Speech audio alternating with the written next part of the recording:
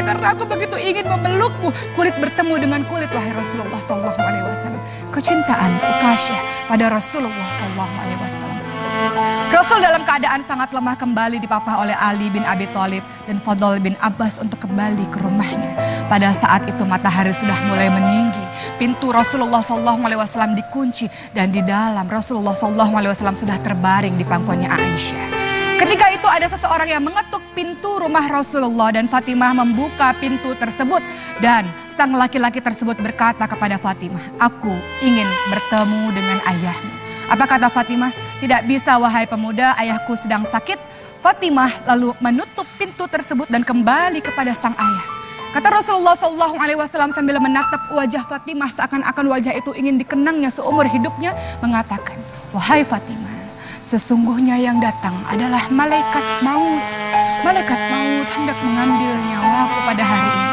Fatimah sudah tidak tahan lagi dan terseduh-seduh dalam tangisannya. Lalu malaikat maut itu masuk ke rumahnya Rasulullah SAW. Dalam keadaan lemah, Rasulullah SAW bertanya kepada malaikat maut, di mana malaikat Jibril? Aku tidak pernah melihat malaikat Jibril selama ini. Di mana dia, kenapa tidak hadir pada hari ini? Malaikat Jibril pada akhirnya pun datang menemui Rasulullah SAW dan dalam keadaan yang berbaring dan lemah Rasul berkata pada malaikat Jibril, wahai malaikat Jibril, tolong beritahu kepadaku apa hakku, apa yang akan aku dapatkan. Apa yang dikatakan oleh malaikat Jibril? Wahai kekasih Allah, ketahuilah bahwa seluruh malaikat telah menunggumu di pintu-pintu langit, wahai Rasul. Ketahuilah bahwa surga, pintu-pintu surga telah dibukakan untukmu, wahai Rasul. Tapi apa jawaban Rasul? Lalu bagaimana dengan umatku? Ketika aku pergi nanti bagaimana dengan umatku, kata Rasul.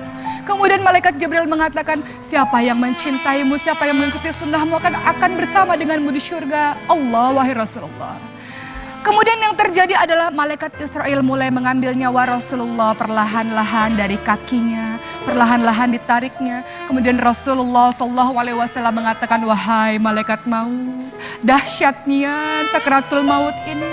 Sakit sekali sakaratul maut ini. Kalau aku tahu rasanya seperti ini, tolong timpakan seluruh rasa sakit sakaratul maut seluruh umatku kepadaku, wahai malaikat maut. Aku tidak ingin mereka merasakan kesakitan yang amat dahsyat seperti ini.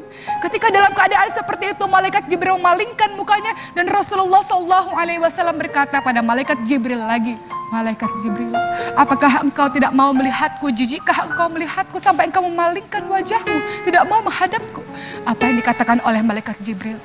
Wahai kekasih Allah, tidak ada orang yang mampu melihat wajah kekasih Allah dalam keadaan sakit seperti ini. Tidak akan ada orang yang rela melihat wajah kekasih Allah dalam keadaan yang hendak mati seperti ini. Aku tidak sanggup untuk melihatmu, wahai Rasul. Maka Rasul dengan keadaan yang sangat lemah, yang sangat letih, mulai memanggil Ali bin Abi Thalib dan berbisik-bisik kepada Ali bin Abi Thalib. Ali bin Abi Thalib, tolong sampaikan kepada seluruh umatku, peliharalah sholat dan peliharalah orang-orang miskin. Dalam keadaan mulai satu persatu nafas Rasulullah SAW tersengal-sengal dan seluruh orang sudah mulai menangis. Rasulullah berbisik dengan lemah, umati, umati, umati, umati, umati, umati. Rasulullah SAW memikirkan keadaan kita, keadaan umatnya sepeninggalan Rasulullah SAW. Apakah taat kepada Allah atau maksiat di jalan Allah Subhanahu wa Ta'ala?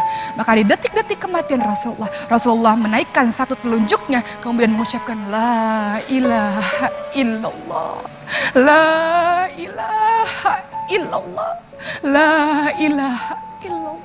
Dan pada saat itu juga terpejamlah matanya di pangkuan Aisyah. Seluruh orang menangis dan kemudian kabar matinya Rasulullah SAW mulai tersiar di seluruh penduduk Madinah. Dan semua orang menangis terseduh-seduh, tersayat hati mereka karena kepeninggalan Rasulullah SAW.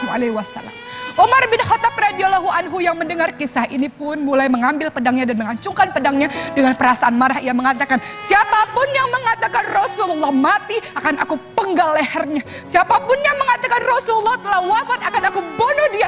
Rasulullah tidak wafat, Rasulullah hanya kembali bertemu dengan Allah. Setelah itu kembali lagi bertemu dengan kita. Rasulullah hanya seperti Nabi Musa saja yang bertemu dengan Allah. Setelah itu kembali lagi pada umatnya. Jangan sekali-kali kalian mengatakan Rasulullah mati. Begitu kata Umar. Umar begitu terpukul dengan kematian Rasulullah SAW sampai Abu Bakar radhiyallahu anhu menenangkan Umar dan mengatakan, wahai Umar, tidak begitu Umar. Kalau engkau menyembah Rasulullah SAW, ketahuilah bahwa dia adalah seorang manusia biasa yang pada akhirnya kembali kepada Allah Subhanahu wa Ta'ala. Tapi ketika engkau menyembah Allah Subhanahu wa Ta'ala, Allah itu maha abadi, Allah itu tidak pernah mati, maka sembahlah Allah Subhanahu wa Ta'ala.